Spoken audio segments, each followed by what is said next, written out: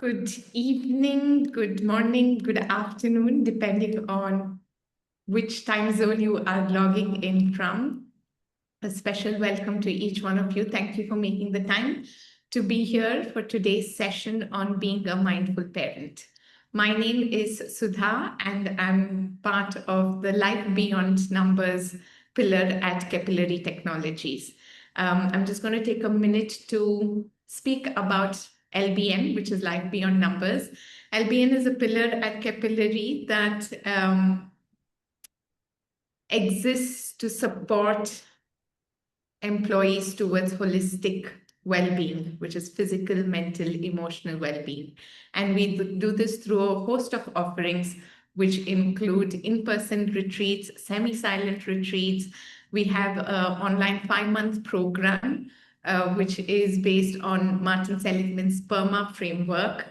And we have fun things like salad making at office, smoothie bowl making at office, and then these online series. So this is the second last of a series of sessions that we curated for the World Mental Health Day. And today's session is on being a mindful parent. And I'd also like to take this opportunity to introduce Sri Ram, who's part of the Life Beyond Numbers team and the mind, the mind and also the heart of it, the soul of it. So welcome, Sriram. And hi, Pallav, welcome. And I'd like to take this opportunity to introduce Kalpana Gopalakrishnan, who is our presenter for today's session. And I'm going to briefly share about Kalpana. And firstly, thank you so much, Kalpana, for being here with us. She's logging in from US and it is 6:30 in the morning for her. So thank you. Thank you for accepting our request and being here today. So Kalpana is the beautiful mother of 2 young children aged 7 and 9 years. And she's passionate about being a mother. Yeah, and Kalpana actually also co-facilitates a 6-week session based on parenting that is titled as Nurturing Empathic Connections with Your Children. That's offered by the Love to Share Foundation in America. And in fact, Kalpana has very graciously asked us to donate whatever we wanted to offer as a gift to her towards the foundation. So thank you very much, Kalpana, for your generosity. Kalpana earned her PhD in biomedical science, where she researched on how early life exposure to environmental toxins can influence breast cancer risk later in life. So her scientific work deepened her appreciation for the concept of the developmental origins of health and disease. Sorry, I'm just going. Of health and disease, understanding that early life experiences and exposures significantly shape long-term health and well-being. Motherhood brought a new dimension to her understanding of development, and she started exploring and learning more about this through the works of Gabor Mate and Gordon Newfield, and looking at how unmet childhood needs can have enduring effects on health, right? So handing it over to Kalpana for today's session, where we're going to explore how connection is the foundation for mindful parenting. And of course, not just a connection with children, but connection with ourselves as well. Right? So thank you, and over to you, Kalpana. And just one last thing, that I will unfortunately have to log off at 8, and Sriram is going to be there towards the end of the session as I have another class to attend. So I just wanted to let you all know about my absence towards the end as well. All right. Thank you, Kalpana. Over Thank to you. And Yes. if as many of us are able to turn on our video, will be wonderful to see you all. Thank you. Over to you, Kalpana. Hello, thank you all so much for being here. Thank you, Sudha, for that gracious introduction. I would love to see more of your faces because today I'm only talking to you. I'm not presenting any slides. I only have a couple of slides at the very end because I've done sessions like this in the past and I've always felt like I couldn't connect with my audience. So I want to see your faces, your wonderful faces, if possible. And a very good morning, afternoon, or evening to all of you. It's a pleasure and an honor, and I'm so grateful that I have this opportunity today to talk about something that is very close to my heart and also something that I'm passionate about. So, this topic is all about being a mindful parent. And I just want to tell you the first thing that I want to let you know is that you are here today because you care deeply about your child, you care deeply about your children, and you really want to deepen your connections with your children. And that to me already shows that you're doing a great job as a parent. Okay, so congratulate yourself, pat yourself on the back. You're already doing great because you value that relationship so much. And so that is what I see when I see all your faces here. And whether you're attending the session live or you're watching a recorded version, that says a lot about the kind of parent that you are. You believe in improving, you believe in learning, you believe in nurturing that relationship that you have with your child. So before we start the session, if you have access to a pen or paper or you sitting on your laptop or any other digital device, I want you to write 3 reflection questions. And these questions don't have any right or wrong answers. They are just meant for you to reflect on through the rest of your week or as we go into this session. Write them down so that you can look at them and you can reflect on them. And you don't have to share them with anybody. So you can be completely honest with yourself. If you want, you can share it with your spouse. And you're more than welcome to share it here if you please at the end of the session. But this is only for you to see. The first question is, where did I learn how to be a parent? Where did I learn how to be a parent?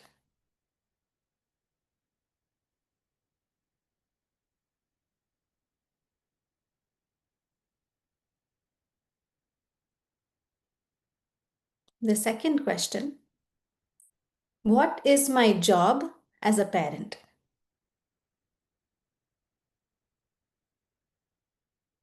What is my job as a parent?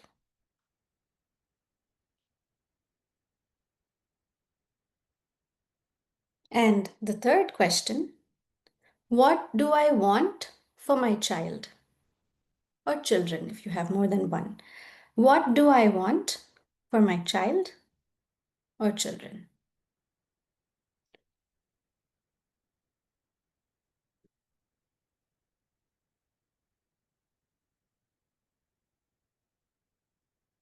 So we're all here today because we want to learn how to be a mindful parent. So what is mindful parenting? At the heart of it, it's very simple. Mindful parenting is connecting with your child. Mindful parenting is connecting with yourself. So, mindful parenting is really all about connection. It's connecting with your child, it's connecting with yourself. So, at the heart of mindful parenting really is connection. So, how do we connect with our child and how do we connect with ourselves? Again, it's very simple. We connect with our child when we identify and honor our children's needs. We connect with ourselves when we identify and honor our needs. So, in both cases, we connect with our child, we connect with ourselves when we understand and recognize what children need, and when we understand and recognize what we need. And so, needs are at the foundation of connection, and connection is at the foundation of being a mindful parent. So, let's talk about connecting with our child first, and then later on in the presentation, we can talk about how we connect with ourselves. So, I want to share a wonderful quote from Gabor Mate from his book Hold On to Your Kids, that was written in collaboration with Dr. Gordon Neufeld. In that quote, and I read it here, Unconditional parental love is the indispensable nutrient for the child's healthy emotional growth. That's the quote. So, how do we connect with our child? I just said we connect with our child when we identify and honor their needs. So, what do children need? Imagine a plant. Let's consider a plant. We know that for that plant to thrive, it needs a certain amount of factors. It needs sunlight, it needs water, it needs nutrient rich soil. So there are a variety of factors that a plant needs in order to thrive. You remove even one of them and the plant may not thrive. You remove water, you only give it sun and soil, it may not thrive. You remove sun, you give it only water and soil, it's not going to thrive. So all three conditions need to be met in order for that plant to thrive. Similarly, children have needs. You need to give them all their needs so that they can thrive. And by thrive, I mean that they can grow up to become successful, healthy individuals, successful, healthy adults. And not only is it that when we meet their needs, they become successful adults, it's also that when we meet their needs, we actually deepen our connections with our children. So, not only are we helping our child grow up to be healthy adults, we also deepen our connections with our children when we meet their needs. So, what are children's essential, irreducible needs? Psychologists have thought about this question for many decades, and they have identified 5 essential needs. And we'll see how all these 5 needs are actually wonderfully connected with each other. Because at the heart of all 5 of these needs is connection. At the end of the day, if there's nothing else you take from this presentation and you take only one thing away, let it be that the one thing that children need above all else is connection to their parents and caregivers. Okay, so all 5 needs are related to connection. So, what are they? Secure attachment. Children need secure attachment. Second thing children need is rest from seeking attachment. And we're going to talk about each thing in detail. The third thing children need is feeling all emotions. Fourth is unstructured play. And the fifth is self worth and self esteem. So, secure attachment, rest from seeking attachment, feeling all emotions, unstructured play, and self worth and self esteem. So, let's talk more about each of these needs. The first thing I said was secure attachment. What is secure attachment? It's nothing but strong emotional connection with the parents and caregivers responsible for the child. Research shows that when securely attached children grow up to be adults, they are healthy in the sense that they can regulate their emotions better, they can form healthier interpersonal relationships, they can form deep connections with people around them.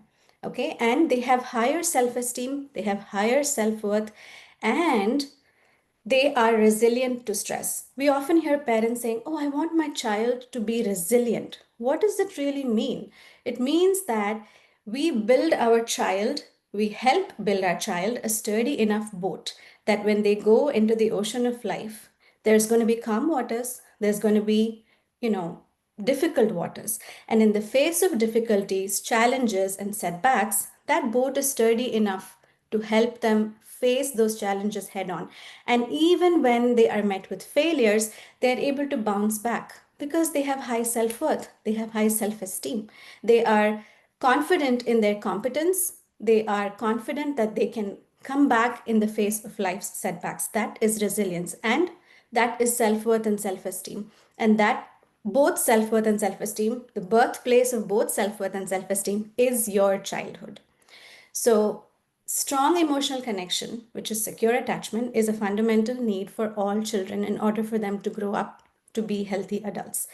And we can think of this as 4 S's. And these 4 S's came from attachment research: seen, safe, soothed, and secure. The child feels seen by you, the child feels safe with you, the child feels soothed by you, and the child feels secure with you.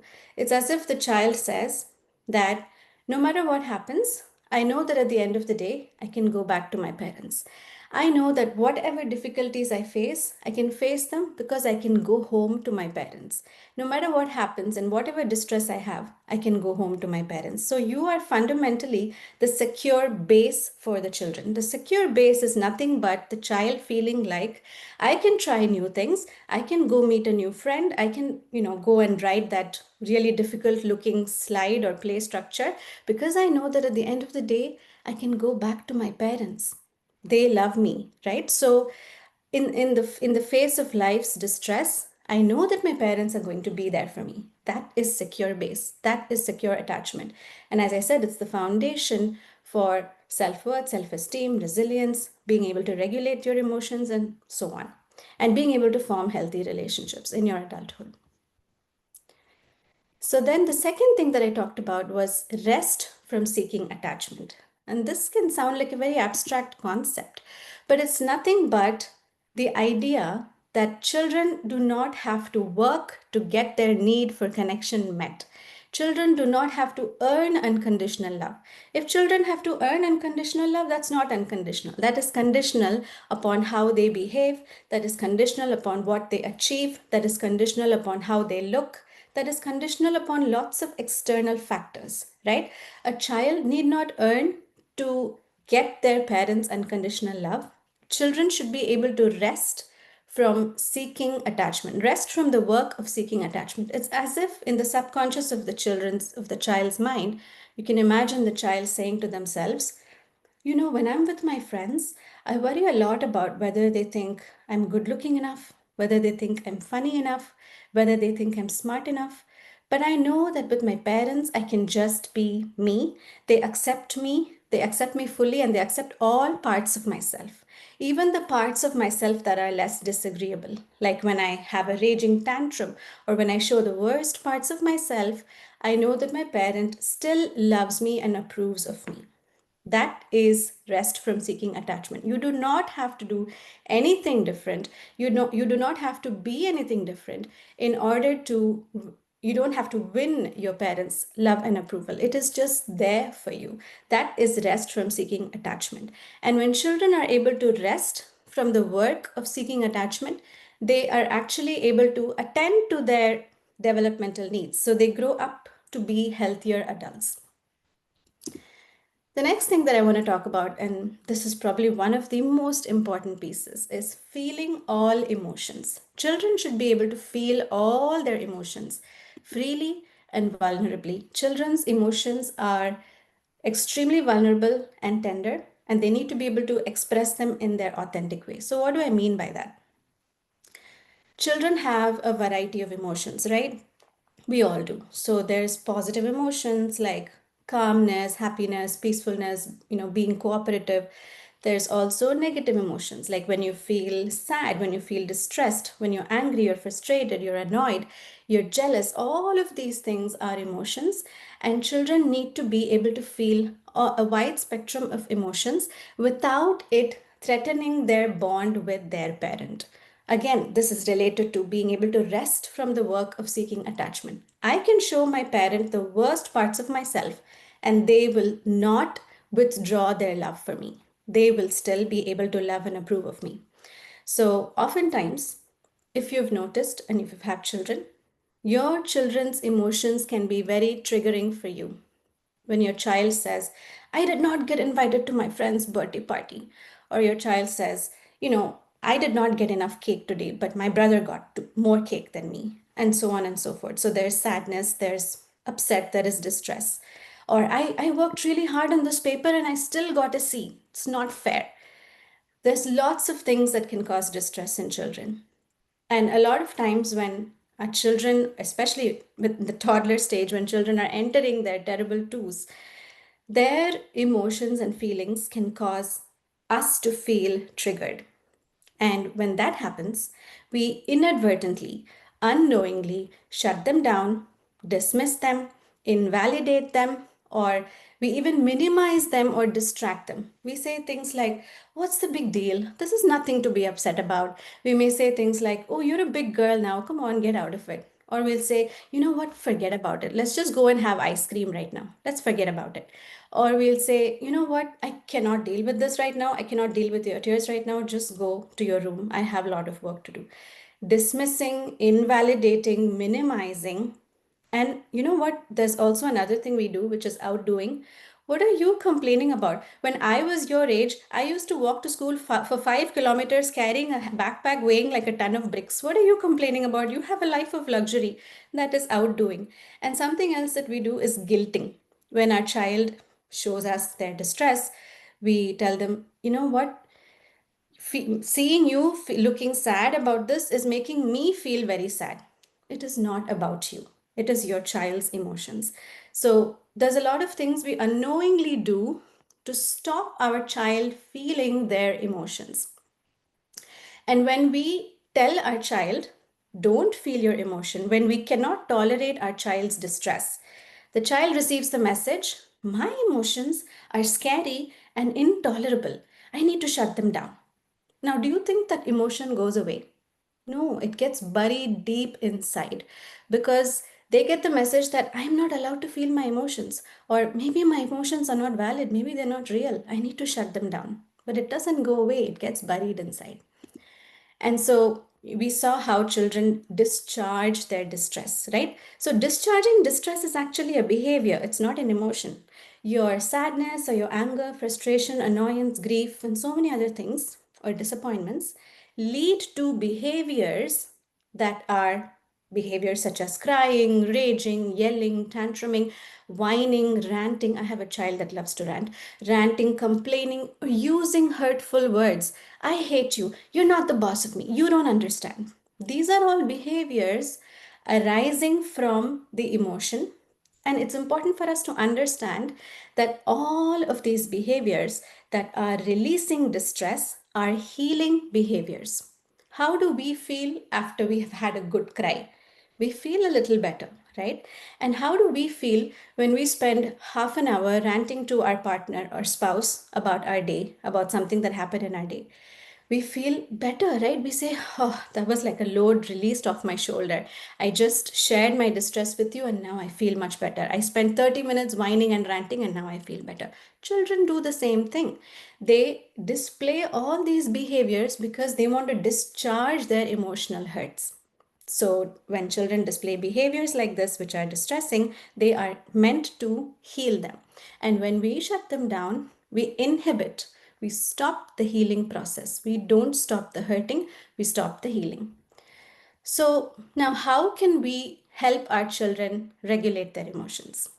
The first thing I want to say is when you go to pick up your child from school and your teacher says, your child was so well behaved today, he followed all instructions, he was very cooperative, he was very well mannered, and you bring your child home, and the moment you bring your child home, there is a storm of tantrums, a storm of meltdowns, meltdown after meltdown, and you're sitting here wondering, how is it that this child was so well behaved in school and now that they're home, they are just raging and they're having tantrum after tantrum? Well, congratulations, you are their safe space.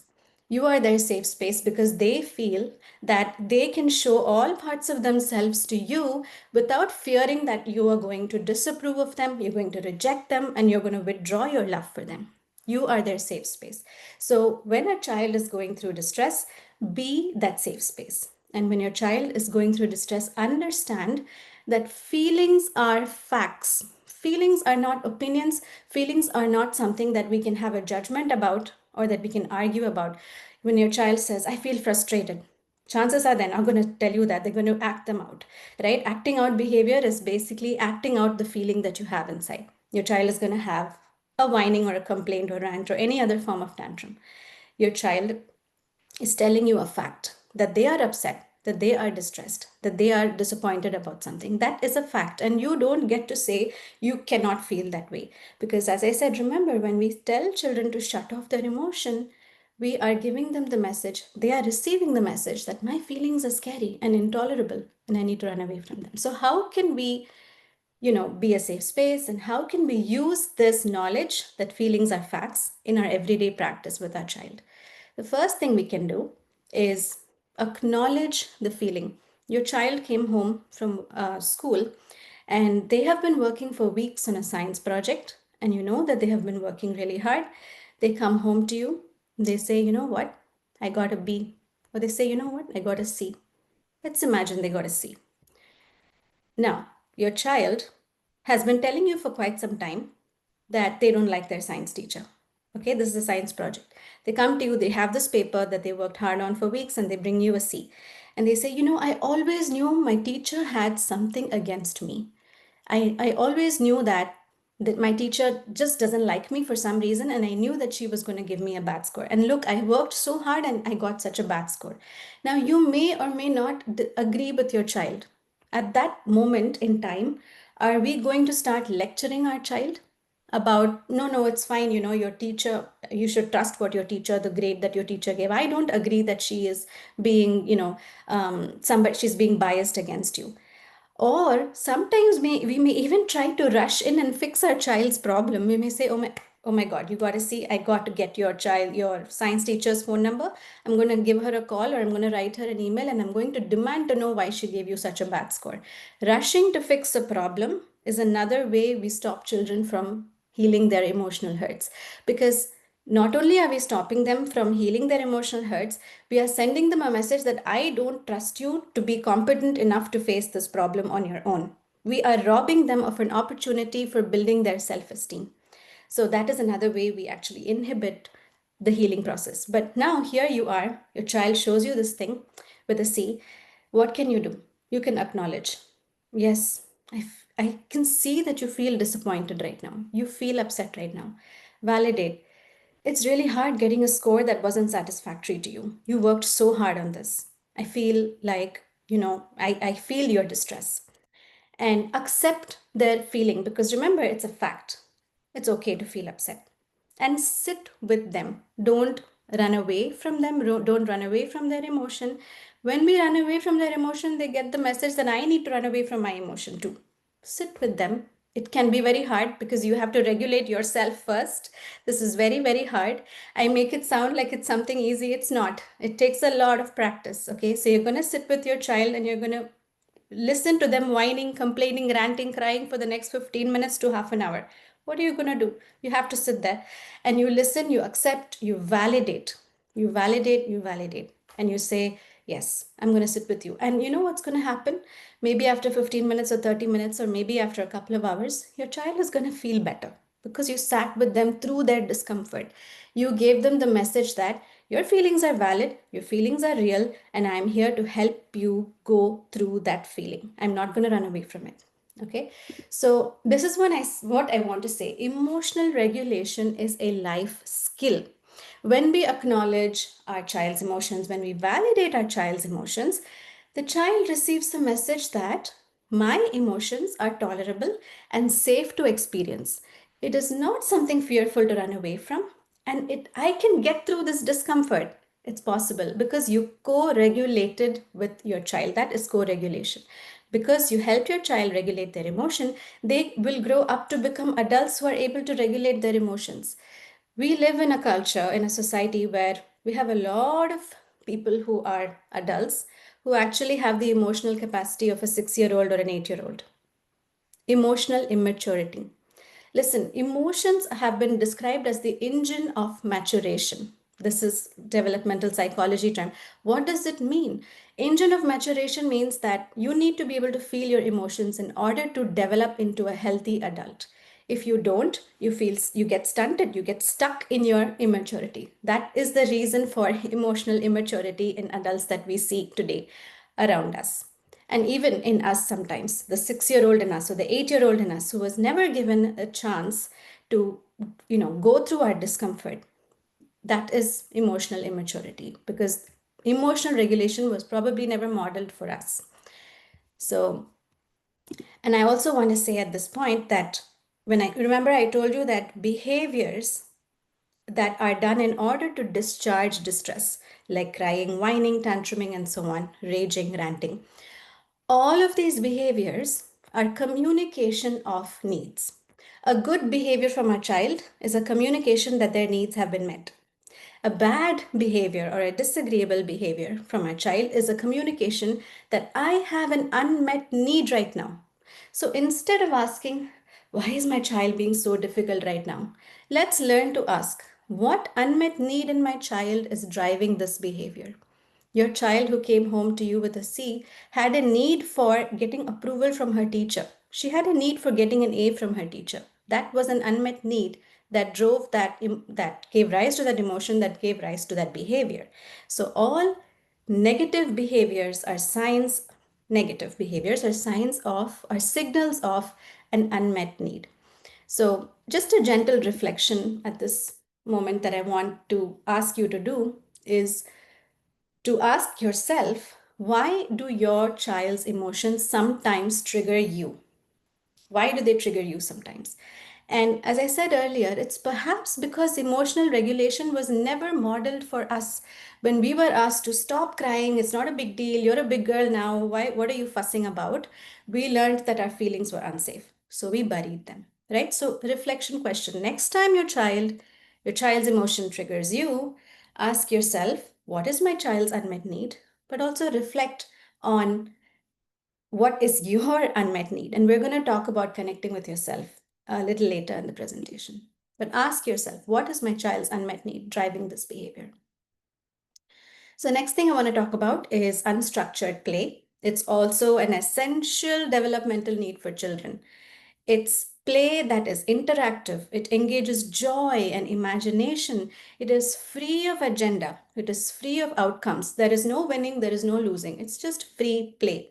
And it involves, especially if it involves movement and if it happens in nature, it's wonderful for children. So, what do I mean by unstructured play? Pretend play, where your child pretends to be a doctor or a teacher or a hairstylist. Role reversal play, where your child becomes the parent and you become the child. And in psychological practices, they find that role reversal play is extremely beneficial for highly sensitive children because it helps them regulate their emotions. Sensory play, where your child plays with all sorts of disgusting substances, and they play with rice and they play with a lot of tactile stimulation. That is great for children. Rough and tumble play, silly play, things like where you run after your child and you pretend to be a monster, and you roll on the floor and you do all sorts of crazy things. Rough and tumble play there is amazing for children because it helps them be connected to you. That is why it's amazing. Rough and tumble play and all kinds of play we talked about, pretend play, sensory play, silly play, role reversal play, all of these things help your child become connected to you. And even more than that, it actually helps them with their brain development. So all this while when children are playing, it's actually an active investment of their brain's capacity. It's helping them solve problems. There's an obstacle here, I'm going to go this way. It's helping children build their self-esteem. I can do hard things. I can climb up that hill and I can run down again and I am safe. And it helps children with their fine motor skills and their gross motor skills. Climbing, running, hopping, jumping, all of these things are essential needs for children. And at the end of the day, all these forms of play help with their physical development, their social and emotional development, as well as their cognitive development. So I cannot understate the importance of play as being a fundamental and essential need for children. And it helps you become connected with your child as well. And so the next thing I want to talk about is self-worth and self-esteem. It's also essential needs for children. So what is self-worth and what is self-esteem? So let's talk about self-worth. Self-worth is the child's belief that they are inherently valuable and deserving of love. It is not related to any external forms of achievement and how they look and how they behave and how they act. Self-worth is the child's belief that I am loved, I am lovable, and I am worthy of love. The child doesn't have to do anything different or be any different in order to feel self-worth.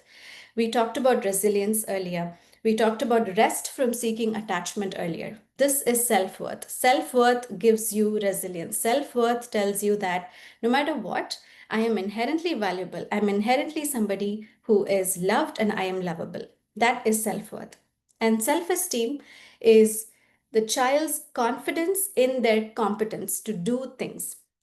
Self esteem is the child thinking that I am competent, I can do hard things, and I can bring value to other people. I can help other people. I can help my mother clean up after we have dinner. I can help my father unload the dishwasher. I can help my parents run a grocery, do a grocery checkout at the grocery store. I can help my neighbor take care of their dog.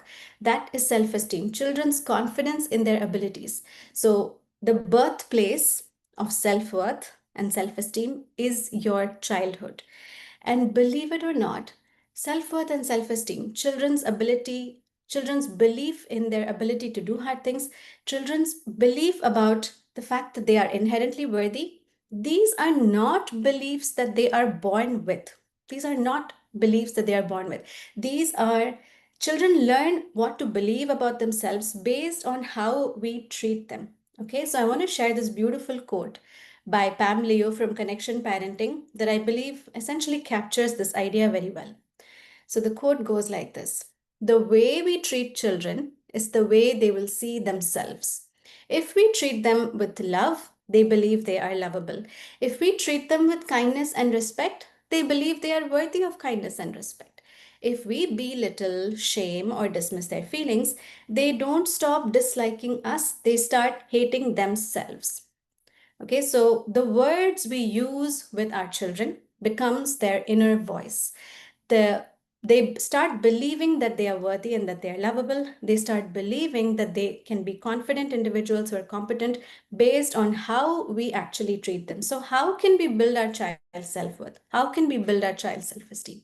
We build our child's self worth by filling their love cup. Now, we all have a love cup, okay? So, the love cup is a cup which is filled with all sorts of positive connection experiences. Any positive experiences you have during your day, it fills your love cup. So, we build our child's self worth by filling their love cup with connection. And how do we do that? We connect with them through play. We saw earlier how we do different forms of play. We connect with our child when we play with them. I don't like playing cricket, but I know that my son enjoys it immensely. So I do it because I want to connect with my son. I don't do it because I get any pleasure. I don't get any pleasure out of it, but I do it because my son loves it. He enjoys it, so I do it. So you meet your child at their level. You cannot force your child to play with games that you enjoy, but they don't. So meet your child at their level, play with them at their level. Play fills a child's love cup with self worth. The next thing that you can do is spend special time or one on one time. These are moments in the day when you spend 5 minutes or 10 minutes or 15 minutes, how much ever time you have, looking at your child eye to eye and spending quality, high quality time with them. It is not just about attention, it's about connection. Watching your child do a piece of artwork, watching your child do something is attention. But coming down to your child's level and also drawing and coloring with them is connection. And as you do that, you will be talking to them, you'll be having a conversation to them about how their day went. You make your child feel seen, you make your child feel soothed, safe, heard. You validate your child's presence. That is connection. So you fill their love cup with special time and you call it something. Give it a name. Call it one on one time. Call it special time. Call it you and me time. You tell your child, hey, let's have some you and me time. Let's go on a walk. Let's have some special time. Let's go to the park and do a short bike ride or something. Call it, name it, because then that makes it even more special. And then you fill your child's love cup. So you fill your love cup, your child's love cup with play, with special time or one on one time.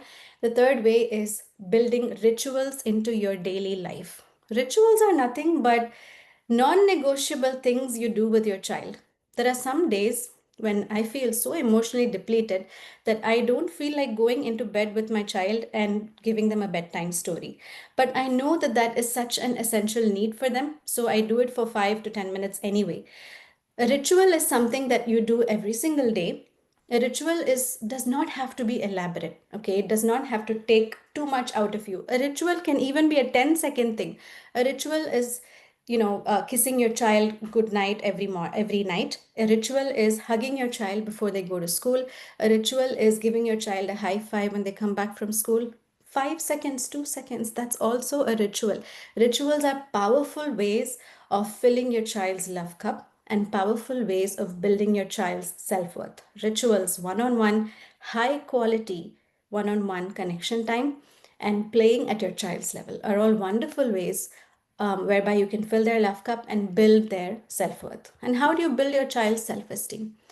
You build your child's self esteem again by filling their love cup with confidence and encouragement. So, what is confidence and encouragement? Confidence is telling your child that you are able to contribute to this house, you're able to bring value. So your child helps you with, as I said, with groceries, or they help you clear the table, or they help you with a car wash, helping you with chores in the house, bills, helping. When children help their parents with chores in the house or doing things for their parents with their parents, it builds their self esteem. It builds their sense that I can bring value to others. And it also helps develop their sense that I can do hard things. When your child, for the first time, is sitting with a laptop and trying to type out a story, and this happened to me with my daughter, she was trying to type out a story for a submission for a story writing competition. It was incredibly difficult for me to sit there and watch her press one letter at a time to type like 100 word or 200 word essay. But if I had told her, oh my God, I can't do this, let me just do it for you and quickly type it out, I am robbing her of an opportunity to build her self esteem. She has to do it herself so that she can then feel that I can do hard things. I just typed out this letter, or I just typed out the story all by myself, even though it took 2 hours. But still, you build your child's self esteem when you give them opportunities to try difficult things. And encouragement and natural potential. You may want your child to try swimming, you may want your child to try math, you may want your child to try various things. But imagine your child is interested in art. And let's imagine that you didn't notice that. Let's imagine that you are pushing your child to try different things, but you haven't noticed that they actually love doing art and that they're very good at it. Now, at some point, you may recognize that and you will see a stack of papers with all their artwork. When you start putting them up around your house, when you start displaying their artwork around the house, that sends them the message that my parents value me for my artwork. My parents value me because they see my natural potential. So, encouraging children in their natural potential helps build their self esteem. Encouraging your child to try new things, to try difficult things, improves their self confidence. Self confidence and encouragement together help build a child's sense of self esteem, that they can bring value to others, that they can do hard things. So that's self worth and self esteem. So we've covered children's needs. We've covered secure attachment, rest from seeking attachment, feeling emotions, unstructured play, self worth, and self esteem. And there are a couple more pieces to the parent child connection that I want to talk about. And the first is repair. So, what is repair? In all healthy relationships, ruptures are a natural part of any relationship, right? So, in all relationships, you will have moments and you will have cycles of disconnection and reconnection. This is a normal aspect of all relationships. Now, this is also a normal aspect of a parent child relationship. So, let's imagine that you are very busy, you're working on your laptop, and your child comes to you and says, can we go out for bubble tea right now? And you say, you know what, I have a lot of work to do, but we can go for bubble tea once you finish your homework. And your child, 1 or 2 hours pass by, your child is doing their work, you're doing your work.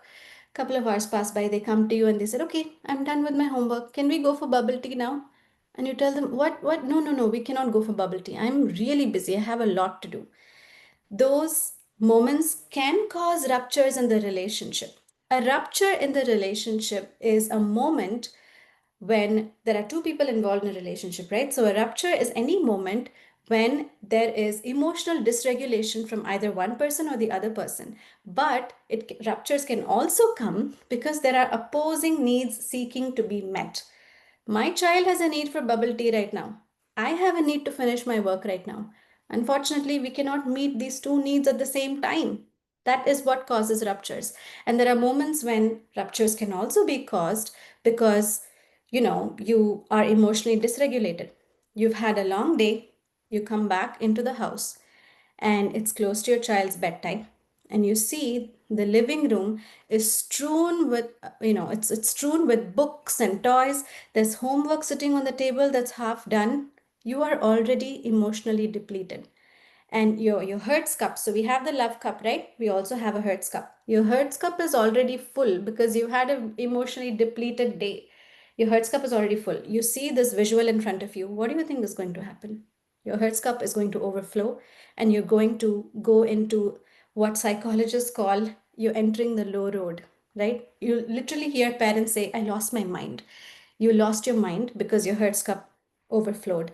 And you tell your child, oh my God, how is it that the room is such a mess? You have your toys and your books all over the floor, and you haven't even finished your homework, and it's so close to your bedtime. What are you going to do?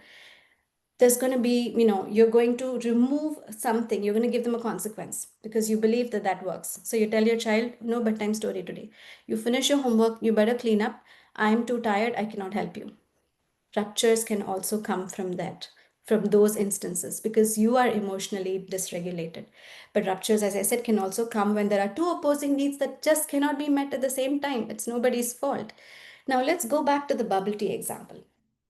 Your child feels irritated that they finished their homework and you had promised them bubble tea, and now you're not giving them what you had promised. You did not follow through with what you said.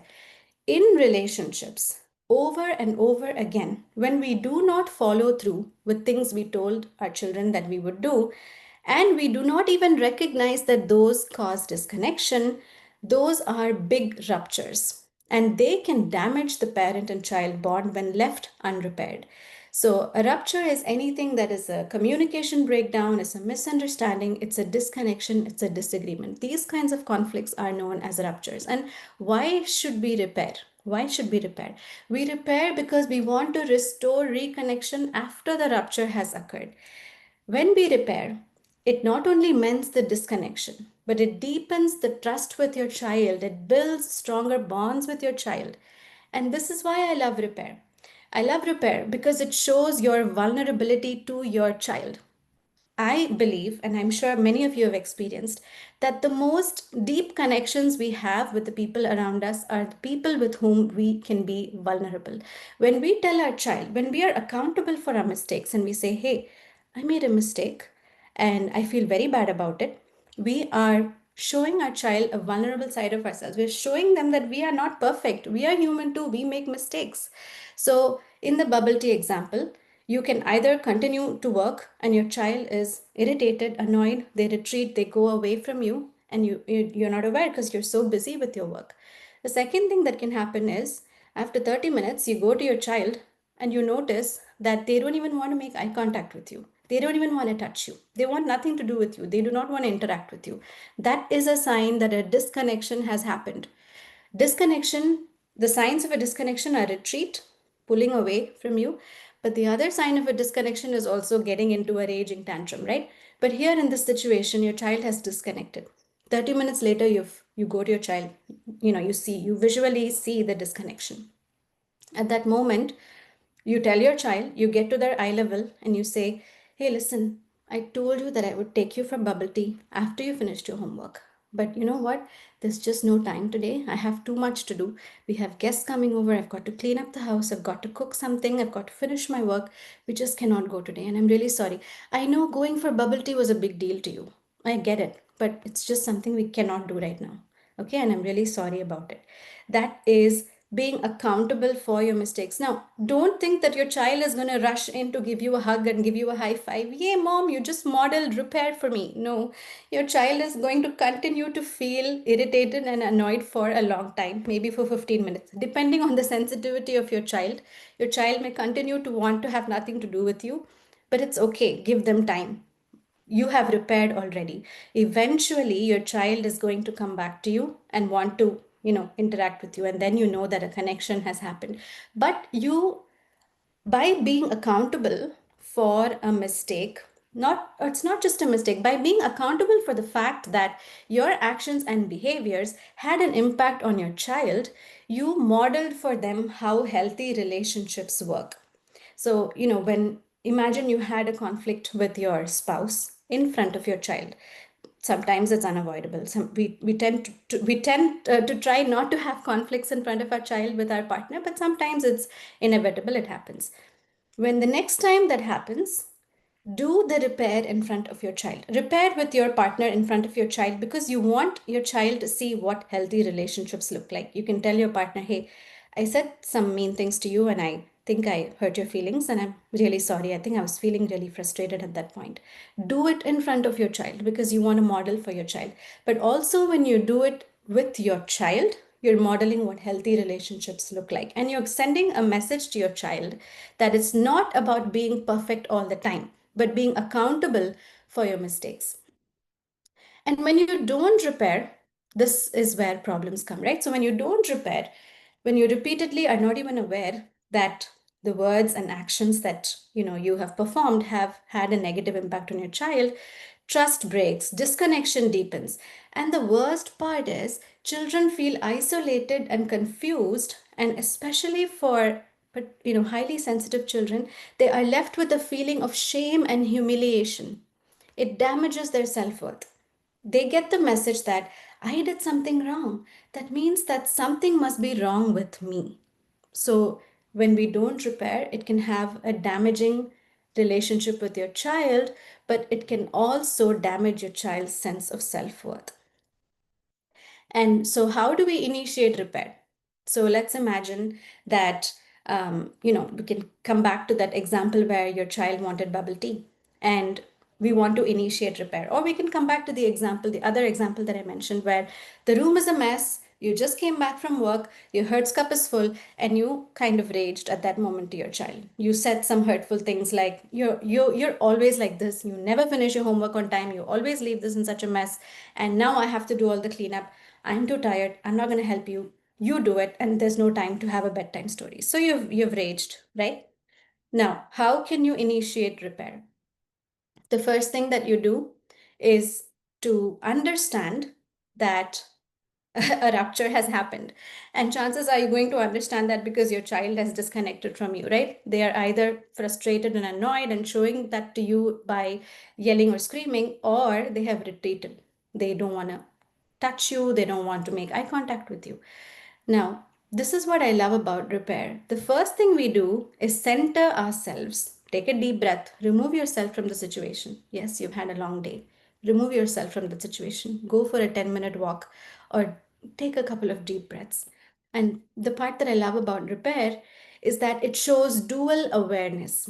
Okay, so what this means is that not only do I understand that what I said hurt my child, I also understand the impact that my child felt. I can put myself in the shoes of my child and imagine what it feels like to be on the receiving end of those kinds of comments. The dual awareness is not only self awareness, but awareness of your child's feelings in response to what you just did or said. So that is dual awareness. Repair is an interactive process because it's awareness of the self and awareness of your child's emotions in response to what you said. That is dual awareness. And so the other thing with repair is understanding that timing is key. Okay, so imagine that you have had a rupture because you raged at your child and you immediately go and try to fix it. Like I said, your child is not ready, and neither are you. You are still emotionally dysregulated. So take your time. Be become Do these kinds of practices so that you can become a better judge of when you feel ready to initiate repair. So understand that timing is key. For some children, they need a lot more time. They're not going to even want to see you in order for you to be able to perform that repair. And so I want to share with you Pam Leo's 3 hours of reconnection: rewind, repair, and replay. So this is a way for us to do a repair with our child. So you go to your child, you've just raged at them because they, had toys and books and whatever, right? So now you go to them and you say, you rewind, you acknowledge your actions.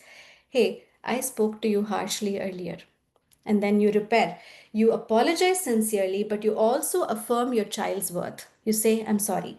I was frustrated and it was not fair to take it out on you. And my favorite part is to say, I still love you. Those four words are my favorite part of repair. I still love you affirms your child's worth.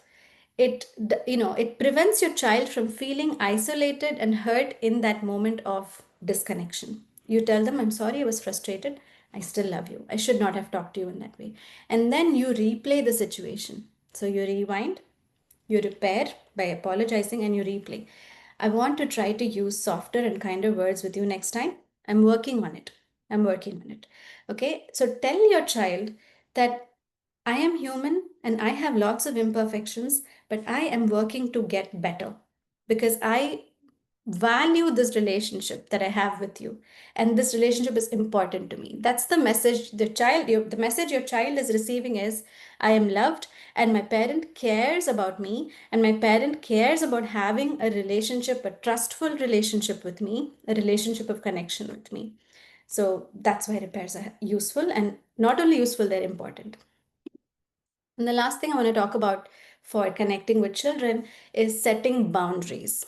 We spent a lot of time talking about validating emotions, right? The other piece of that is to say that all your feelings are welcome, but all your behaviors are not welcome. Okay, so this is a quote by Eliza Pressman from her book, The 5 Principles of Parenting. All feelings are welcome, but not all behaviors are welcome. What do I mean by that? It's okay to feel angry with your sister. It's not okay to hit her. It's okay to feel disappointed that you did not get your favorite breakfast today, but it's not okay to throw your plate of food on the floor. Okay, it's okay to feel frustration or disappointment or anger, but it's not okay to hurt others, and it's not okay to do damaging things. And it's okay to feel disappointed, right? But it's not okay to act on your disappointment where you hurt somebody or you hurt yourself. But this is what I want to say here, right? So, setting boundaries is a limit setting behavior. You validate your child's feelings.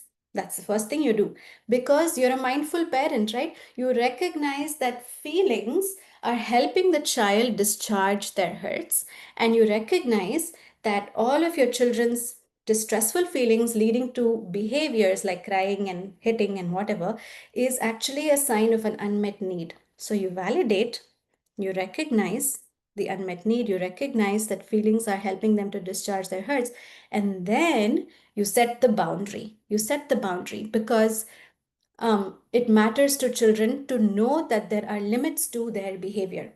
And I want to say that how you set behaviors, the language and the tone you use matters a lot. There are lots of cases when children will do certain things that are harmful, that are dangerous. Your child starts jumping on, you have a young child, they start jumping on the couch, they start jumping on the sofa. And just the other day, you heard from your friend that their child jumped from the sofa and they broke their bone. So they needed to have a cast for weeks. You heard that story just yesterday, and now you see your child jumping on the couch, and you're reminded of that story. What are you going to do? You start screaming at your child, stop jumping on the couch, stop jumping on the bed. That auntie's kid jumped and then they had a fracture. Stop jumping. But your child does not get that message. They are 2 years old or 3 years old. They don't care. They want to jump. But you're a mindful parent because you recognize the need for your child to play and the need for your child to release their energy. So, what can you say instead? Don't jump on the bed, jump on the floor instead. Jump on the trampoline instead. Jump on the yoga mat. I see that you really want to jump. Jump, but not on the bed. Jump, give them options, give them choices. The way you set boundaries matters. And why is it important to set boundaries in the first place? Because believe it or not, children love rules. Children love structure. Boundaries are nothing but structure, right? Boundaries are giving children the information about how to be in this world. Especially with younger children, you'll see that they are constantly testing limits and testing boundaries because they want to understand. Literally, they want to understand what is the boundary between acceptable behavior and unacceptable behavior. They want to understand. So, limit testing serves a purpose for children, right? And it is our job to actually tell our children this is the boundary. And when we tell our children that, children feel safe, children feel secure. So, when you don't set a boundary, what happens is children push harder and harder to find the limits and ask you, are you here to guide me right now? Are you here to tell me to stop? And over time, when you don't set boundaries, there are literally parents who will allow their child to bop their head over and over and over again without knowing how to tell their child, no, stop it. Because the parent is fearful of the child stopping loving them. Okay, they are fearful that it's going to break the loving bond they have with their child, so they can't even say no. No, you have to say no, because if you don't, over time, your children don't learn to tolerate frustration because they did not always get their own way. When you set boundary, you help your child develop frustration tolerance. Now, you say no to your child and your child gets into a raging tantrum. Congratulations, you just set a boundary. And that means that you've communicated to your child that there are certain rules of how to be in the world. And sometimes an older child may even say to you, I had children that said this to me before, you're not the boss of me. And you know what I tell them at that point? I say, yeah, I'm not the boss of you, but I'm your leader, and it is my job to make sure that you are safe. I'm not the boss of you, but my job is to make sure that you are safe. Okay, so you have to set boundaries because it helps children feel safe, it helps children feel secure, and it helps them understand the boundaries between what is acceptable behavior and what is unacceptable behavior. Children thrive on rules and structure. And it also helps very young children understand cause and effect. Okay, so you have a very young child and you tell them, hey, you have to wear your jacket and you have to wear your shoes before you get out of the house because it's cold. If you don't wear your shoes properly, you are going to fall. You're going to run and you're going to fall. Guess what your child does? They don't wear their jacket, they don't wear their shoes properly because they're in a hurry to get out of the house.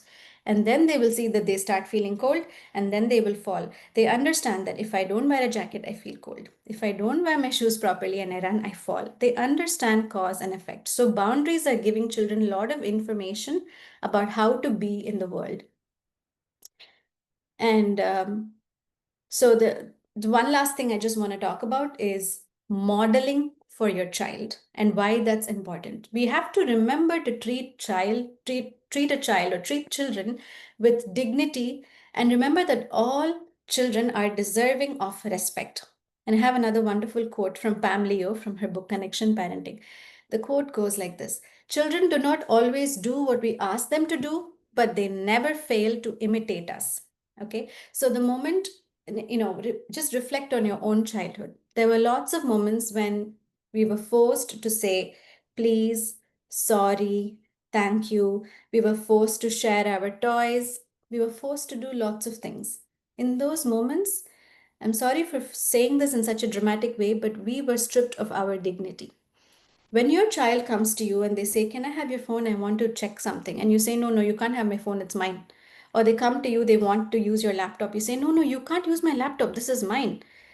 And then your friend's child comes home and your child is having a very hard time sharing their toy with your friend. You say, you have to share your toys. And your child says, no, no, no, this toy is mine, because you modeled for them that when something is yours, you get to keep it. You get to make a decision about when you want to share something, right? So, on the other hand, when we want children to share toys, when we want children to say please and we want children to say sorry and thank you and so on, we have to model that for our child.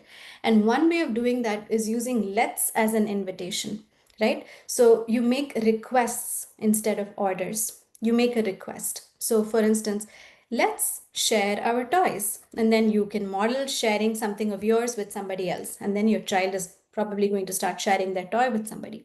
Model saying please and sorry and thank you.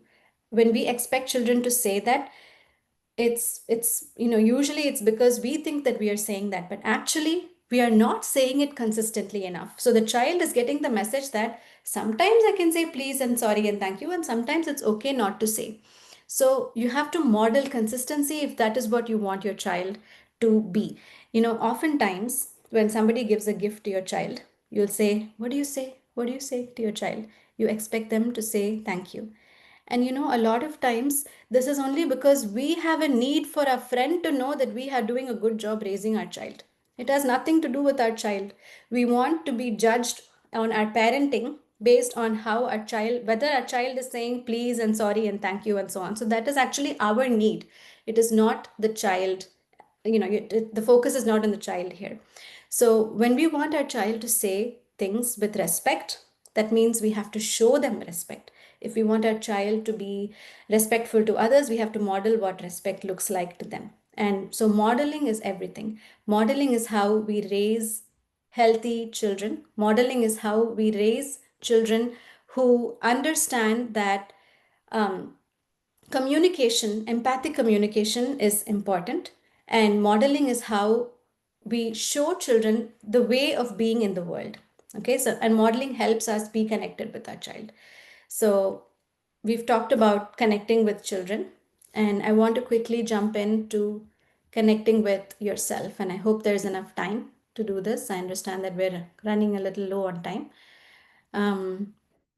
So for connecting with yourself, I want to begin with a quote from Gabor Mate. We cannot meet the emotional needs of our children unless we take care of our own. Okay, so wear your oxygen mask first. Moment you enter the flight, the security information or the announcement comes on, and as part of that, they tell you to wear your oxygen mask first before you help your child. Similarly, in your day to day life experiences with your child, make sure that your cup is full. Make sure that you have worn your oxygen mask first. If you do not spend time connecting with your needs, you cannot meet your child's needs. Connecting with yourself has everything to do with understanding what your needs are. Remember, connecting with our children had everything to do with understanding what their needs are. Similarly, connecting with yourself has everything to do with understanding what your needs are and honoring those needs. So fill your cup first, wear your oxygen mask first. When you care for yourself, you maintain your emotional well being. When you care for yourself, you also model what healthy self care is for our children. When you're doing yoga or meditation in front of your child sees that, hey, my parent values taking care of themselves. Of course, you may not be able to do it if your child is very young, but as they grow older, you'll be able to.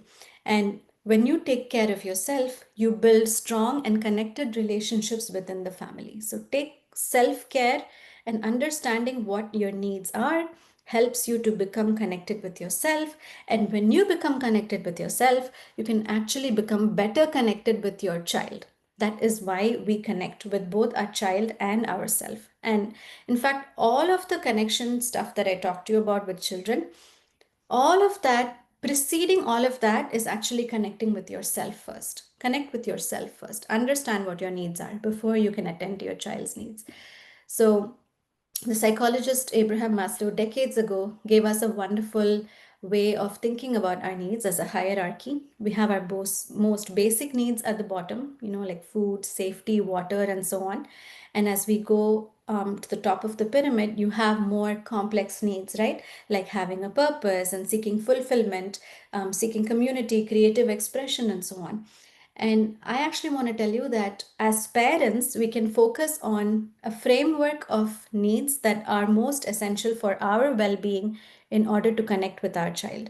And in this framework, I'll just talk about 4 needs. Okay, so the first need is health.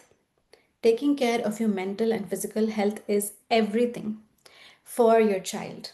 Okay, you not only connect better with yourself, you're able to give to your child when your cup is full, when your love cup is full. Are you sleeping well? Are you eating well? Are you taking care of your mental health? This is the foundation for how you can feel about yourself and how you can connect with your child as a result of that. The second thing is connection and community. Do you have a community where you feel valued, where you feel belonged? Do you have connected relationships in which you feel, the depth of the relationship? You have many relationships in which you enjoy deep connections. So connection and community is an essential need for all of us, regardless of whether we are parents, but especially when we are parents. We cannot function in a bubble in isolation. We have to have connected relationships. Connection and community is an essential need for everybody, regardless of what status we have in our society, whether we are parents or whether we are not parents. And then having time for creative expression. All of us are creative individuals. Okay, all of us have hobbies and passions and things that we enjoy doing because it helps us be connected to our soul. So, whether that's artwork, whether that's music or dance or any form of creative expression, make time for it, because when you make time for creative expression, it feeds your soul. And when you do things that feed your soul, you feel connected with yourself and you're able to give to your child. Okay. And the last thing I want to talk about is purpose. Have a purpose. The center of your life needs to be driven by a sense of purpose. And at the center of that purpose, if you have service, then it is even more meaningful. So, if the center of your life is purpose, the center of that purpose should be and can be service. When you feel fueled by a sense of purpose, you feel connected to yourself and you're able to give to your children. So, health, community, and connection, time for creative expression, and having a purpose which fuels you and drives you, these are some of the ways in which you identify and honor your needs. And when you honor your needs, you connect with yourself. So, what happens actually when we honor our needs? We not only connect with ourselves, but we start feeling good about ourselves, right? We feel self love towards ourselves. We feel a sense of wholeness and completion, and our love cup is filled when we attend and honor our needs. And when that happens, we are able to parent from a place of connection, strength, and balance rather than parenting from a place of exhaustion and depletion. When we don't attend to our needs, that is when our heart's cup gets full, our love cup gets empty and drained out. We are exhausted, we are depleted, our battery is 10% or less, right? And when that happens, we disconnect from ourself and also we disconnect from our child. So when we do not attend to our needs, when we neglect our needs, oftentimes, we hear parents saying, it's, I don't have time to take care of myself. I just don't have the time. Make time, prioritize me time, because that is when you can connect to yourself and that is when you can connect with your child. There is no guilt when it comes to self-care. There is no guilt.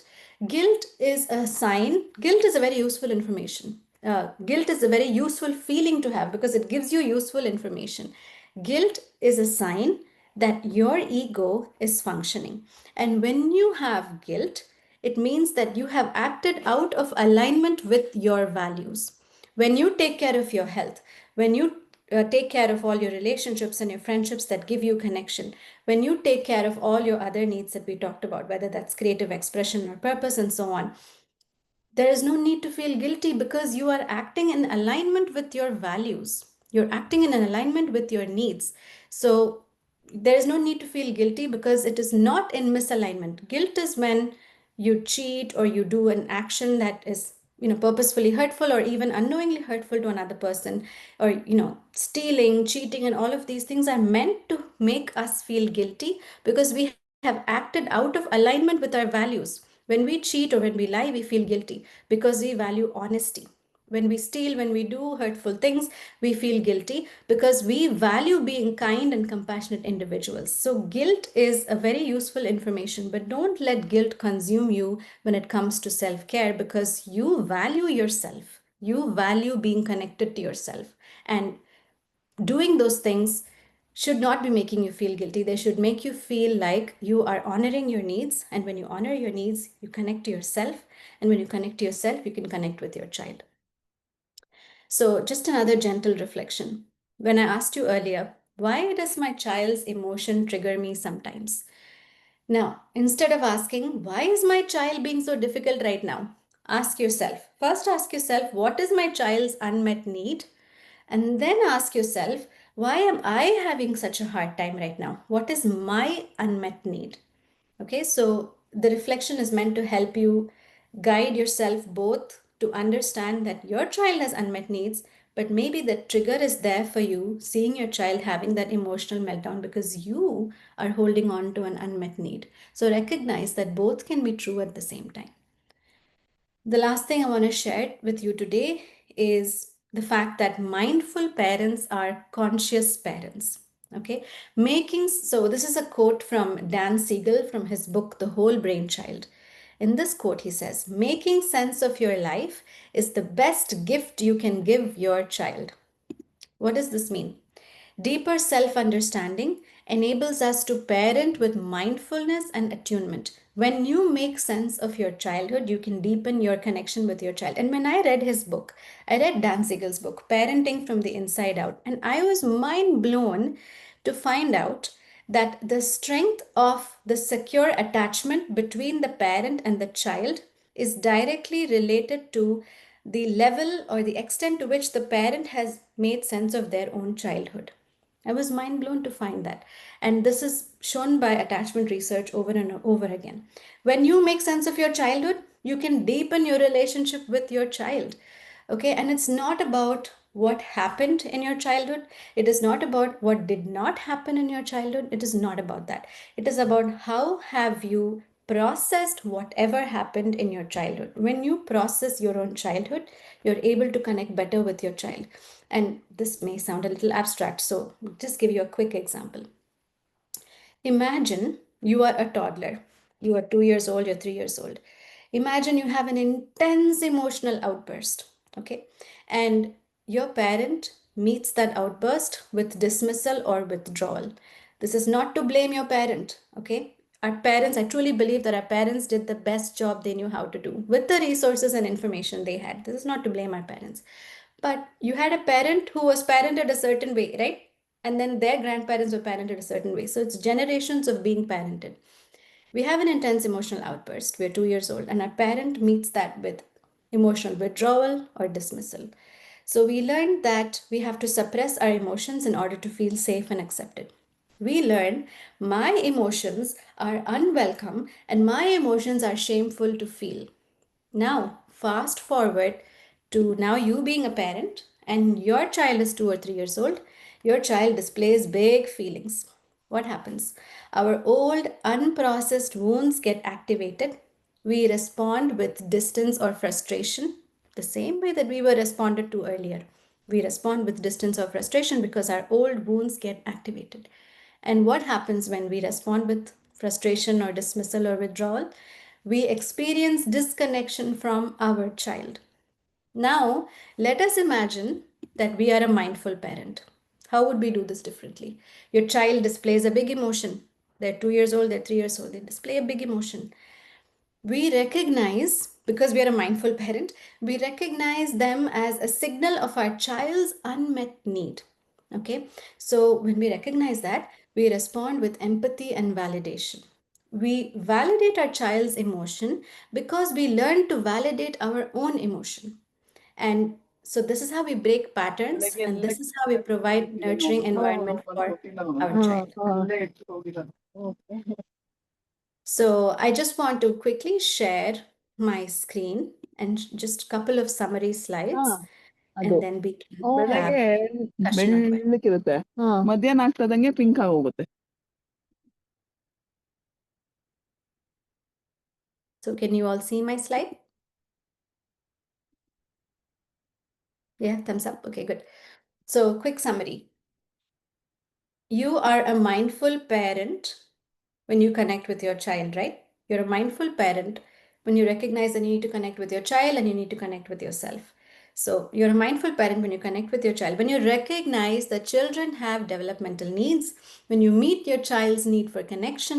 You're a mindful parent when you validate your child's feelings while setting healthy boundaries.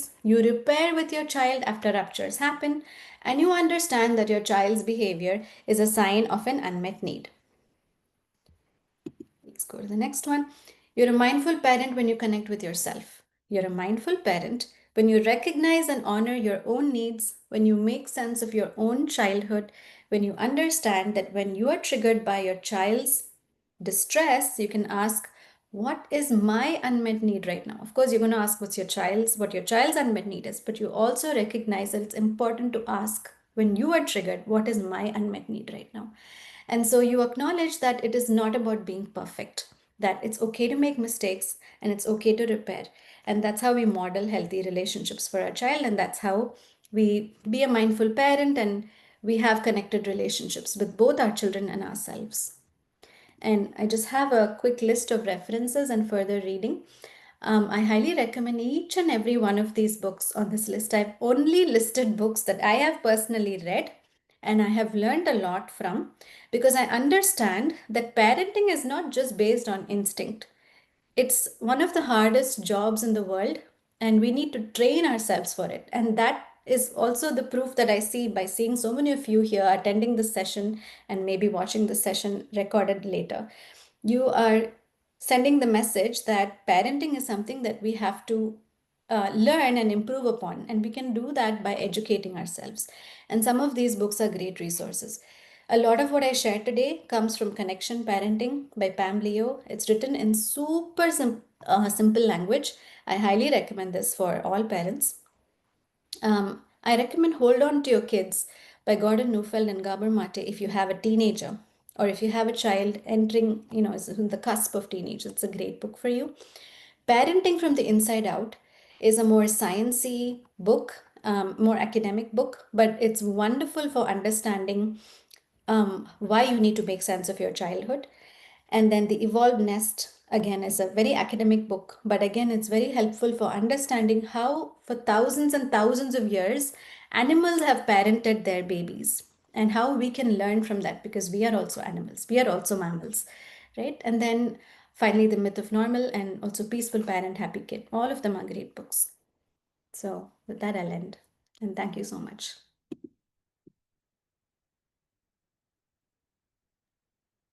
Thank you, Kalpana. We have a few minutes for any questions, comments that people want to share or ask. Feel free to unmute and go for it.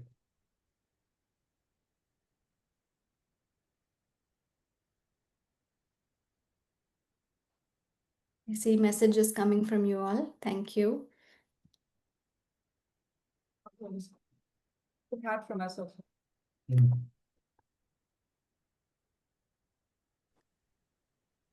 I had just one question, Yeah. Kalpana. Mhm. So, what changes in all that you shared, what changes as a child grows old? Wonderful, wonderful question. I had that slide and I deleted it because it would take more time.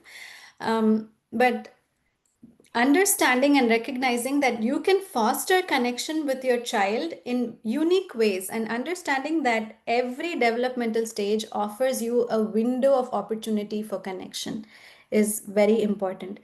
The way you connect with the baby is very important than the way you connect with a teenager, right? With the baby, it's minute to minute attunement. Babies need different things. Babies need safety, security. Babies need to be held. Babies need to be cuddled. Babies need to be, having that one-on-one connection time, because their brains are growing, and their brains are growing in direct response to your level of attunement and responsive caregiving. So when they cry, that's a cue which you have to respond to. And when they repeatedly, when they experience that I send out a cue and my parent responds with holding me or cuddling me or snuggling with me, or just carrying me and swaying with me, every time the child sends out the cue and you respond with that, the child gets the message that they feel seen. This is a baby. A baby may not have complicated thoughts, but a baby is already having lots of subconscious beliefs about themselves, and they build these beliefs about themselves based on how we respond to their cues. It's minute to minute attunement. And then as you go into toddlerhood, it's limit testing behavior, right? It's a lot of how do I be in this world? What are the rules of being in this world? And then you're setting boundaries. So at that moment, you're helping your child feel safe and secure. You're helping your child regulate their emotions. You're helping your child deal with frustration. You say, you have to wait your turn to go on the slide. That's the rule of being in the playground. So you help your child develop frustration tolerance, right? And that is also connecting with your child. And then as they grow up, they grow older, they are 7 or 8 or 9, they are in their early elementary school years. They need different things. They don't necessarily need minute to minute attunement like how they needed it as infants, but they still need you to validate their emotions. They may still have lots and lots of big emotions as they navigate friendships, as they navigate failures and disappointments, as they navigate how life can be so unjust sometimes and people can be so unfair sometimes. You validate their emotions. And then they become tweens and teens, and then it's a whole other picture, right? They are met with even more disappointments. They may be orienting towards their peers when they don't feel safely accepted in their home. That is when we see more and more peer orientation. So continue to be their secure base. Parents often say, my child needs me the most when they are 0 to 3 years old. No, your child needs you all the way till they're 18 or 20 or 25. Adolescence is all the way until 25.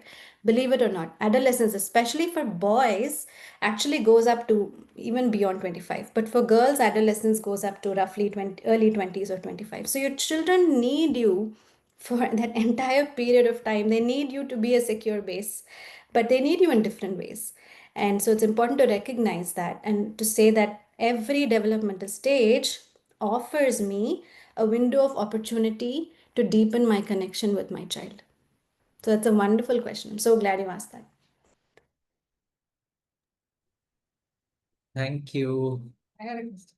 You have a question? So we are at time. So before more people, if you need to leave, we will stay on and for another 5 minutes and take any questions. But I want to share our deep, deep gratitude for Kalpana.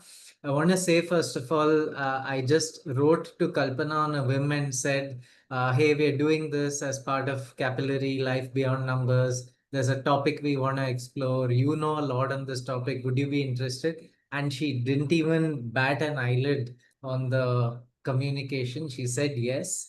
And as we mentioned earlier, she chose to donate whatever we were going to offer to the foundation from which some of this work comes.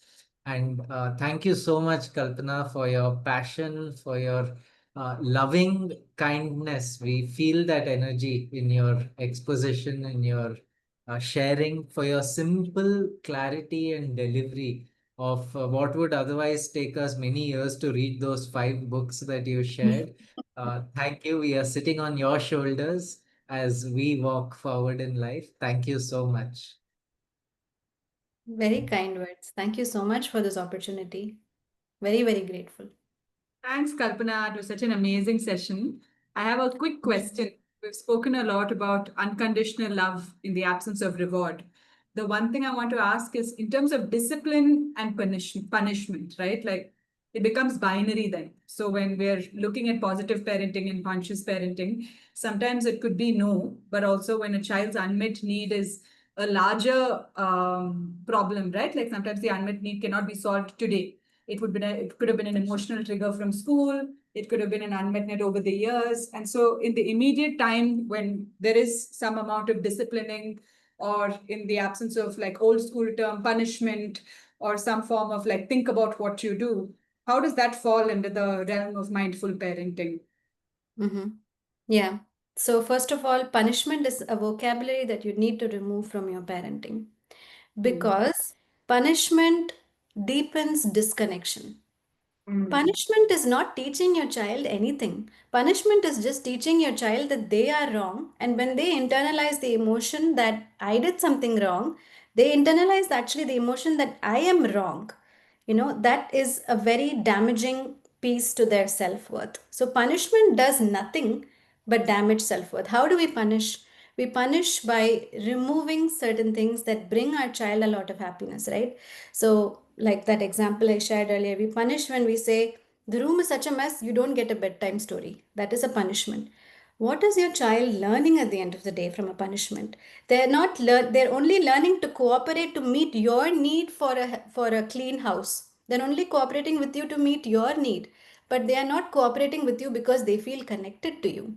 So, punishment is very damaging to the parent child relationship.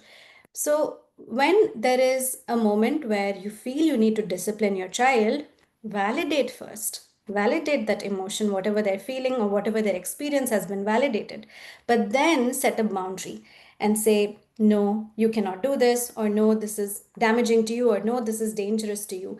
And oftentimes, when you set a boundary, your child is not going to say, congratulations, you set a boundary, you helped me. No, your child is going to rage and rant. Your child is going to complain. Congratulations, because you set a boundary. We have to keep doing it over and over again. So disciplining has nothing to do with punishment. Punishment only damages the parent-child bond. It deepens disconnection. Whereas when you validate and then you set a boundary, you maintain connection with your child while communicating what you want them to do. Because yes, you're not the boss of them, but you're their leader and it is your job to keep them safe. Yeah, and a follow-up on that is because we're in India, some of the schools are, say, CBSE and ICSE and not IB. So sometimes it could be in dissonance to school, like they could have like totally different environments, right? You're teaching philosophies.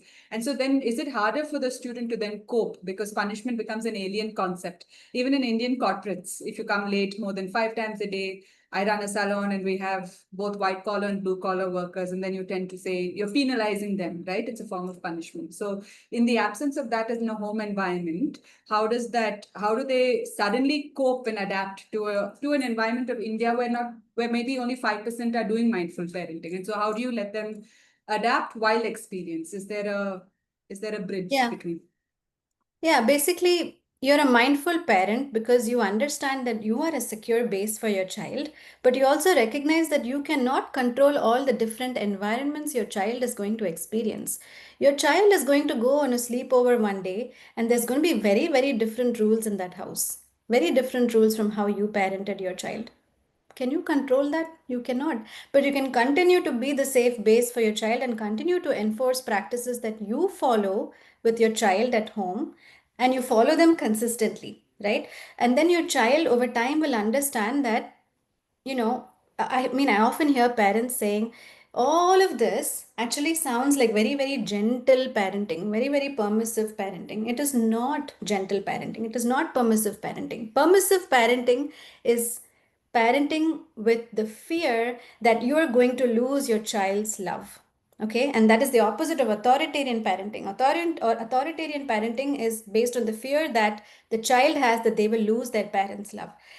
When you connect with your child, when you form a secure base with your child, you are sending them a message that this is home and you can come back to home even though you face difficulties outside of the home. School may be different and school has different rules, but you're going to come back and this is the secure base for you.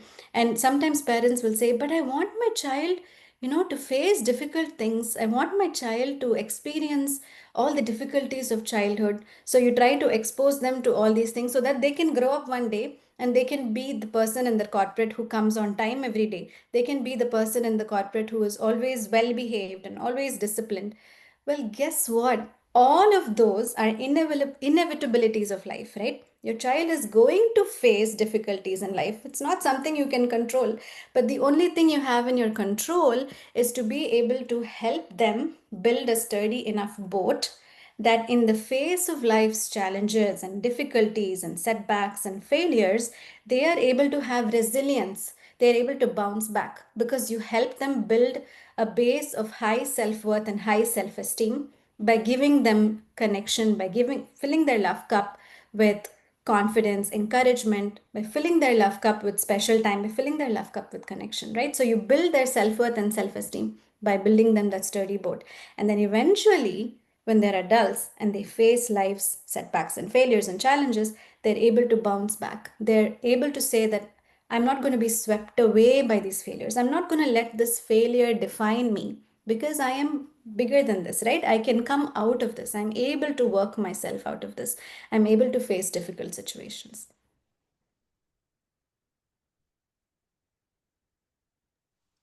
Do we have time for one more question? I think yes. Yes, I need to ask Kalpana because I don't know what time it is now in the US It's for you. just a few minutes before my children go to school. So I can, 5 more minutes is good. Okay, thank you. So my question is, I think one of my biggest fear is that as my child's growing up, because we're all imperfect, and I recognize some of my own imperfections, where I guess my fear is, what if there are times where I'm disconnected with my child? And I hear this a lot. People say mom guilt or like dad guilt. So how do we as individuals overcome that guilt? Because I can see that guilt kind of standing in the way of establishing and maintaining that connection as the child grows, and our ability to constantly recognize their needs and our own? Yeah, so that's a very, very tough question, and it's probably something that we're going to have throughout our parenting journey. So accept it. Accept that every relationship goes through disconnection, not just your relationship with your child, but also your relationship with your partner, relationships you have with friends or at work. They go through cycles of disconnection and connection. But recognize that it is normal because you don't have to be a perfect parent all the time, but you have the power to be able to connect with yourself first. And remember, I said you have to connect with yourself first before you connect with your child's needs. You cannot meet your child's needs if you don't first attend to your needs. So, what are your unmet needs? Maybe you haven't had any time to, think about yourself.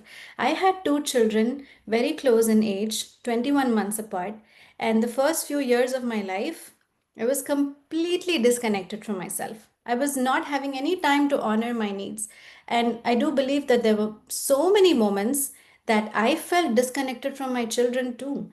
I often tell my husband, you're the one who responded to the baby when he was crying. I couldn't do it because I was too tired. I was too disconnected from myself. I did not even have time to meet my needs.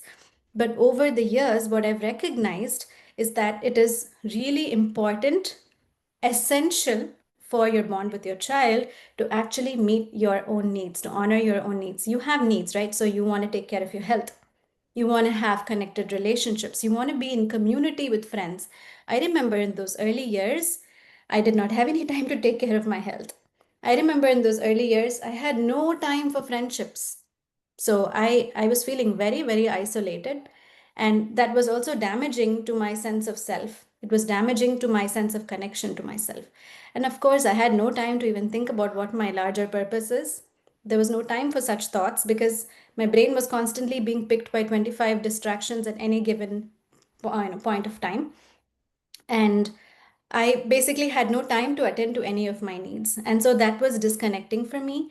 But then over time, I recognized that if I want to connect better with my child, I have to connect with myself better first. And the way I connect better with myself is actually attending to my needs and asking myself, what is my unmet need right now? I had a friend who shared that every night when she's putting her child to bed, it is such a dreaded time in their day. And I asked her, well, why? And she said, every day she takes ages to go to bed. It takes her an hour to go to bed. And I say, well, what do you do after your child goes to bed? And she said, after my child goes to bed is when I can finally sit with my laptop and finish my work, or I can finally sit on the couch and watch a episode in Netflix. So you basically all your me time is had after your child goes to bed. So then I told her, maybe your child has some unmet need. And this is the thing. It's not only that the child has an unmet need, she also had an unmet need. The child had an unmet need for connection, and she had an unmet need for rest and relaxation. Right? There were two unmet needs, and they were oppositional to each other, and they could not be met at the same time. So, this is the thing, and Pam Leo says this in Connection Parenting. The time it takes to meet our child's needs is equal to the time it takes for us to deal with the behaviors arising from unmet needs. Okay, it takes the same amount of time to deal with our child's unmet needs as it does to meet our child's need for connection. So imagine if my friend just said, I'm going to bite the bullet. I'm going to spend 15 minutes lying in bed with my child every day and like talk to her, read a book to her, or do something. Spend that one on one connection time. Maybe bedtime is not going to be so dreadful anymore. Maybe over time, it's not going to happen immediately. But your child's need for connection is met. She had another baby very recently, so that could have been contributing to the fact that her older child felt like she was not getting enough from her mother, right? So recognizing that and saying that you need connection, and I only spent like 15 minutes with you alone today, and I spent the entire time with the baby because the baby needed to be fed and changed and whatnot, right? Babies are much more demanding. So if she had spent 15 minutes sleeping with her child for a bit, spending connection time, then she can come back and attend to her needs. But the thing is to recognize that both you have needs and so does your child have needs. And you can only meet your child's needs if you attend to your own needs. But Sometimes you don't have time to attend to your needs. You have to attend to your child's need first. But recognize that once you do that, you can come back and then you can meet your need for rest and relaxation. So those two things can exist at once. And that is why parenting is so hard, because it really tests, the limits of our patience and the limits of our ability to regulate our emotions. And the thing you said about guilt, all mothers feel that. There's a lot of, so I'm a stay-at-home mother, and working mothers often will think that I don't have any mom guilt because I'm always there for my child. But the truth is that I also have guilt because I also have moments of disconnection with my child. And when I have moments of disconnection with my child, it could be because I haven't met my own needs. I am physically present doesn't mean that I'm emotionally present. I also have guilt. And guilt, as I said, is a it's an exercise which tells you that your ego is functioning. Guilt is a very useful emotion to have. But when a mother or a father says that they feel guilty that they had to leave their child so that they could meet their friend, that is not guilt, because that is just you taking your child's distress and making it your own. It has nothing to do with guilt. Because is meeting your friend in alignment with your values? Yes, because you value connection, you value community. That is why you go to meet your best friend, right? Your child is also needing you right now, but you have a need to fulfill your values and your needs. So when you say that I felt so guilty leaving my child so I could meet my friend, no, no, no, that is not guilt. You have just taken your child's emotions and you've made it your own, because it's never been modeled for us, right? How to handle discomfort, how to handle emotions. We want to get rid of it. We cannot handle our child's emotions. So we take it and we make it our own, and then we transfer, we call it guilt, but it's not. Guilt is when you act out of alignment with your values, doing things that give you fulfillment and that make you feel like you can feel good about yourself again. Things that give you a feeling of connection to yourself are not acting out of alignment with your values. At that moment, you cannot meet your child's needs. You can repair, you can come back to them later. Mm, makes a lot of sense. Thank you so much. I hope that all of this is recorded so we can all revisit this during those tough moments, which I'm sure are Yeah. plentiful with parents. Thank you, Yes, Kalpana. always. Thank you. Once again, thank you, Kalpana. And yes, this is recorded. Before I stop the recording and we say bye to Kalpana, I'm going to ask Kalpana that you hold your hands like this. Fill Take a your pic. cup. Give it over. Oh, Thank oh, you okay, okay, so okay. much. You're filling the love cup. Your love cup has Filling the been love cup. Oh, filled. that's cute. Thank you. Thank you so much, Kalpana. And thanks everybody for being with us and making this such a wonderful session. Thank you so much for the opportunity. Thank you. Thank you. Thank Everyone, take you. care. Bye. Bye. Bye.